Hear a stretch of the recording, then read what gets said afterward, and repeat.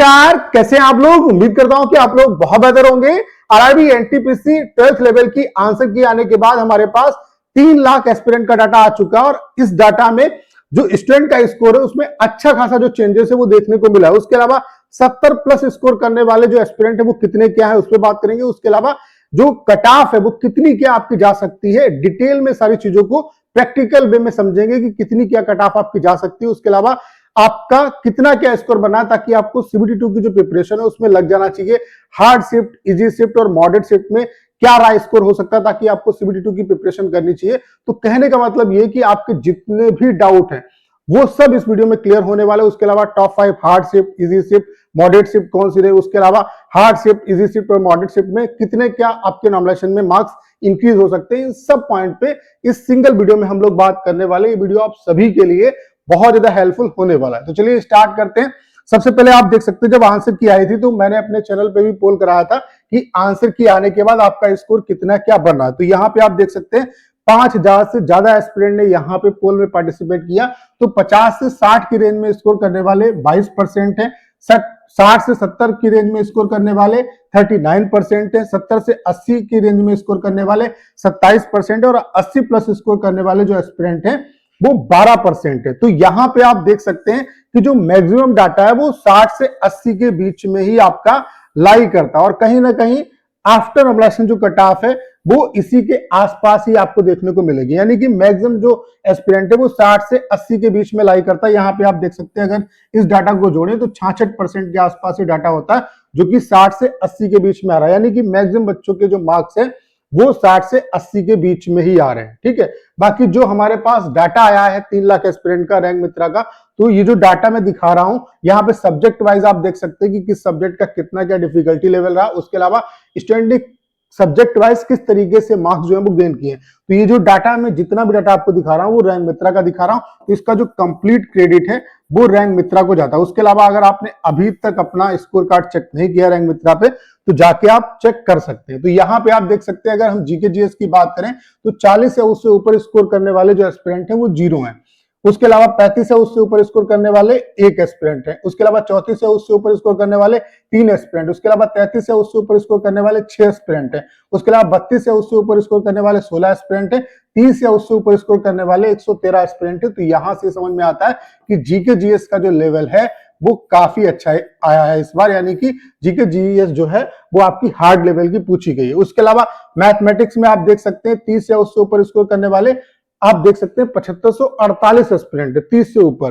ठीक है, उसके अलावा 30 या मतलब 30 नंबर ही तो आपके 30 नंबर का ही आपका मैथ्स आता है। तो 30 जो नंबर गेन करने वाले एस्पिरेंट है वो कितने हैं आपके 7548। उसके अलावा 29 या उससे ऊपर जो स्कोर करने वाले हैं वो कितने हैं 10,841। उसके अलावा 28 या उससे ऊपर स्कोर करने वाले कितने हैं 21,786। 27 या उससे ऊपर स्कोर करने वाले 35,208। तो देख सकते हैं कि मैथ्स जो है उसका लेवल जो है वो बहुत ज्यादा हार्ड आपका नहीं आया, इजी टू मॉडरेट लेवल का है। वहीं आप देख सकते हैं रीजनिंग में भी आप देख सकते हैं 30 या उस 30 नंबर की रीजनिंग भी आती है। तो यहाँ पे 30 जो स्कोर करने वाले एस्पिरेंट हैं वो 38,745 है। यानी कि मैथ से भी ज्यादा जो इजी है वो रीजनिंग आपकी आई है। यानी कि रीजनिंग का जो लेवल है वो इजी रहा है। क्योंकि मैथ्स में आप देख रहे हैं 30 स्कोर करने वाले 7548 और यहाँ पे 38,745 एस्पिरेंट है। 29 या उससे ऊपर स्कोर करने वाले 48,076 एस्पिरेंट है। उसके अलावा 28 से ऊपर स्कोर करने वाले 88,307 एस्पिरेंट है। उसके अलावा 27 से उससे ऊपर स्कोर करने वाले 1,26,571 एस्पिरेंट। यानी कि जो रीजनिंग है उसका लेवल इजी रहा है।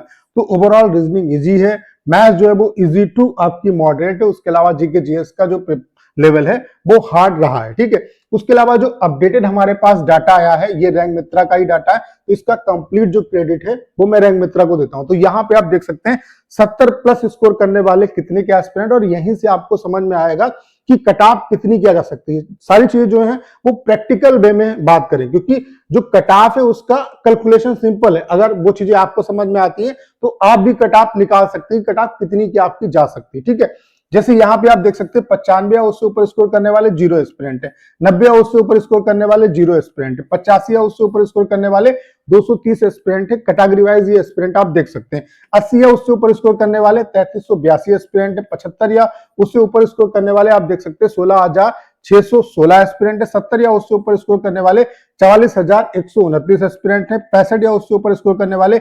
81,114 एस्पिरेंट है। 60 या उससे ऊपर स्कोर करने वाले 1,19,809 एस्पिरेंट है। आपको पता है कि वैकेंसी जो है आपकी वो 3445 है, ठीक है। 15 गुना बच्चा क्वालिफाई होगा, यानी कि जो बच्चे यहाँ पे क्वालिफाई होंगे सीबीटी 2 के लिए वो 51,675 होंगे। तो 51,675 आपको देखना है कि डाटा किस रेंज से किस रेंज के बीच में लाई कर रहा है।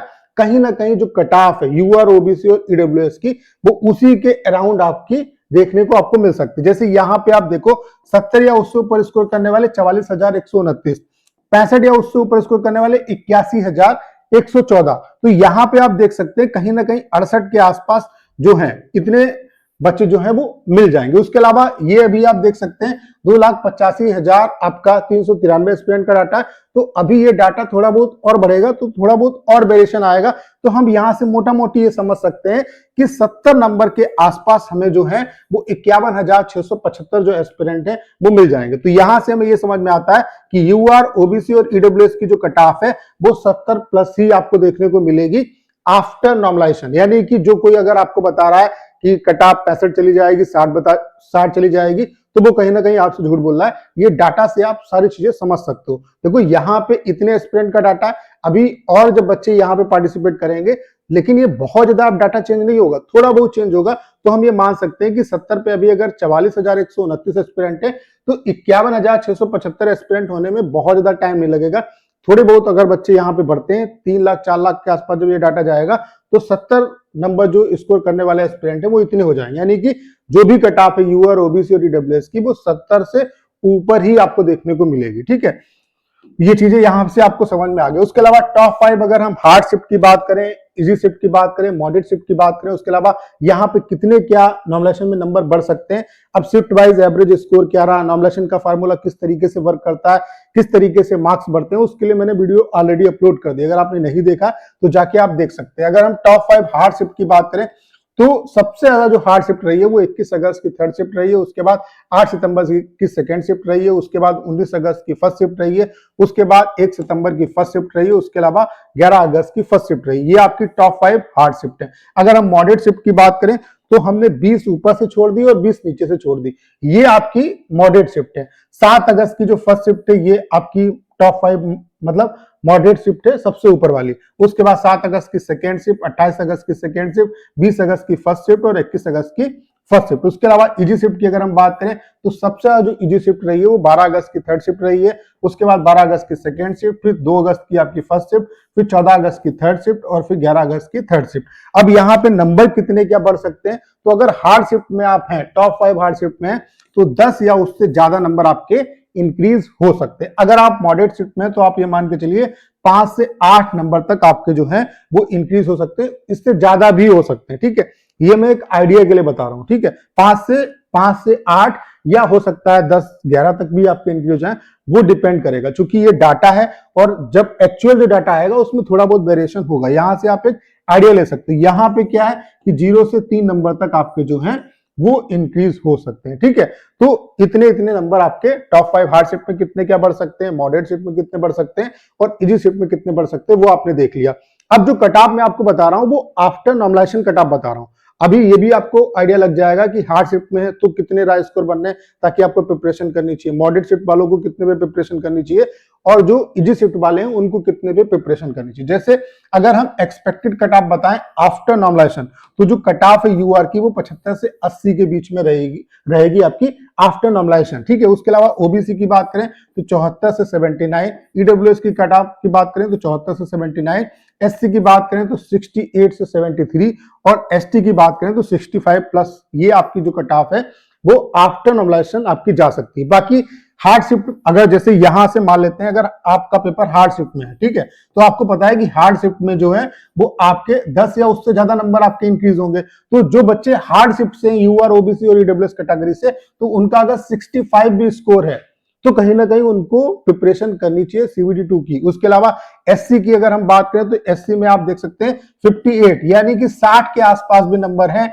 एससी एसटी वालों के, तो उनको हार्ड शिफ्ट में प्रिपरेशन करनी चाहिए। वहीं अगर मॉडरेट शिफ्ट की बात करें तो मॉडरेट शिफ्ट में 7 से 8 नंबर तो आपके बढ़ेंगे। तो यहाँ पे अगर हम 7 नंबर कम कर दें तो आप ये मान के चलिए कि 7 अगर नंबर कम कर देते हैं तो यहाँ पे आप जो है वो ये मान के चलिए कि 68 अगर आपके मॉडरेट शिफ्ट में अगर आप हैं तो 68 नंबर भी अगर आपके बन रहे हैं यू आर ओबीसी और ईडब्ल्यूएस कैटेगरी के, तो आप यहाँ पे प्रिपरेशन कर सकते हैं। बाकी एससी एसटी में इससे भी कम रहेगा। उसके अलावा अगर आप इजी शिफ्ट में हैं, मतलब जो आपकी शिफ्ट है वो सबसे ज्यादा इजी रही है, तो फिर आपके लिए यही स्कोर रहेगा। यानी कि अगर हार्ड शिफ्ट से आप हैं तो यूआर ओबीसी ईडब्ल्यूएस वाले जो एस्पिरेंट है वो 65 नंबर भी अगर आपके बनने हैं तो आपको सीबीटी 2 की प्रिपरेशन करनी चाहिए। उसके अलावा अगर आप मॉडरेट शिफ्ट से हैं और आपके नंबर 68 के आसपास भी बनने हैं तो आपको सीबीटी 2 की प्रिपरेशन करनी चाहिए। उसके अलावा आपका एससी एसटी के लिए इससे कम कर लो 4-5 नंबर, ठीक है। उसके अलावा अगर हम बात करें इजी शिफ्ट की तो सबसे ज्यादा अगर इजी शिफ्ट रही है तो आपका यही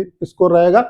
उसके अलावा अगर आपका उससे कम इजी है या मतलब आपकी टॉप 5 जैसे इजी शिफ्ट मैंने आपको बताई इससे ऊपर वाली है अगर आपकी शिफ्ट इजी, तो आप थोड़ा बहुत इसमें कम कर सकते हो। वो शिफ्ट वाइज आप देख सकते हो कि कितना क्या आपको नॉमिनेशन का बेनिफिट मिलेगा, उतने नंबर आप यहाँ पे घटा लो। जैसे कि 10 नंबर का अगर बेनिफिट मिल रहा है तो इसमें से 10 नंबर आप घटा लो।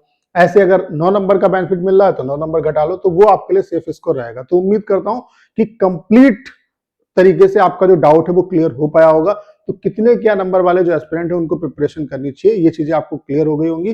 तो करना क्या, इस वीडियो को शेयर करना है। उसके अलावा अगर आप चैनल पर नए और आपने अभी तक इसे सब्सक्राइब नहीं किया है तो प्लीज चैनल को सब्सक्राइब करना मत भूलिएगा।